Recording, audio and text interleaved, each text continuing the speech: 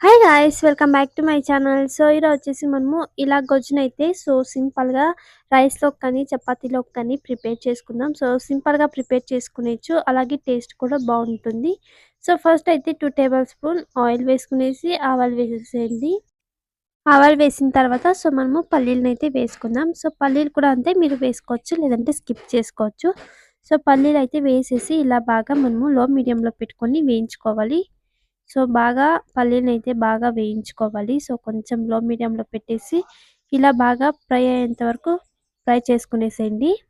ఇప్పుడే చెప్తున్నా, పల్లీలనైతే మనము బాగా వేయించుకోవాలి. లేదంటే మనకి పచ్చి పచ్చిగానే ఉండిపోతాయి. తినడానికి కూడా మనకి అంత బాగుండవు.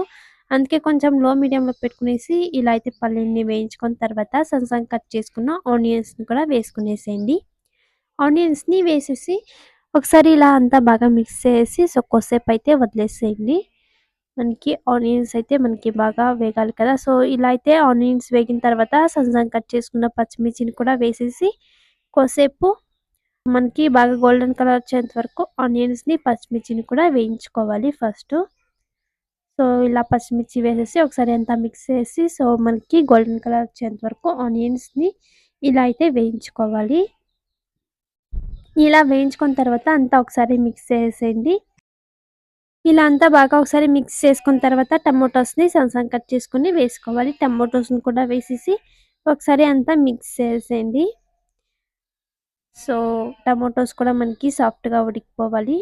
ఇలా కొద్దిసేపు టమోటాస్ వేసేసి కొద్దిసేపు అయితే పెట్టేసేయండి. మనకి చూసారు కదా! టమోటాస్ కూడా సాఫ్ట్‌గా అయితే ఇలా ఉడికిపోయాయి. ఇలా మనకి టమోటాస్ కూడా సాఫ్ట్‌గా అయ్యేంత వరకు మనము ఆయిల్‌లో ఫ్రై చేసుకున్న తర్వాత ఇప్పుడు కొంచెం పసుపు, అలాగే కొంచెం సాల్ట్ కూడా వేసుకునేసి ఒకసారి మిక్స్ చేసేయండి. ఇలా అంతా బాగా ఒకసారి మిక్స్ చేస్తే సింపుల్‌గా మనకి ఇలా గొజ్జయితే ప్రిపేర్ అయిపోతుంది. రైస్‌లోకి కానీ, చపాతీలోకి కానీ సూపర్ ఉంటది.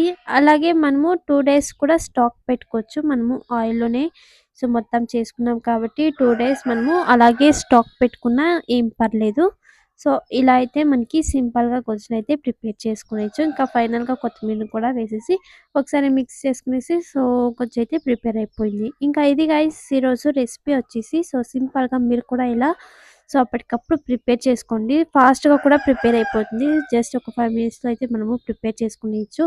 ఇంకా ఈ రెసిపీ ఎలా అనిపించిందో కామెంట్ చేయండి అండ్ సబ్స్క్రైబ్ చేసుకోండి. నెక్స్ట్ వీడియో అయితే కలుద్దాం. Bye bye.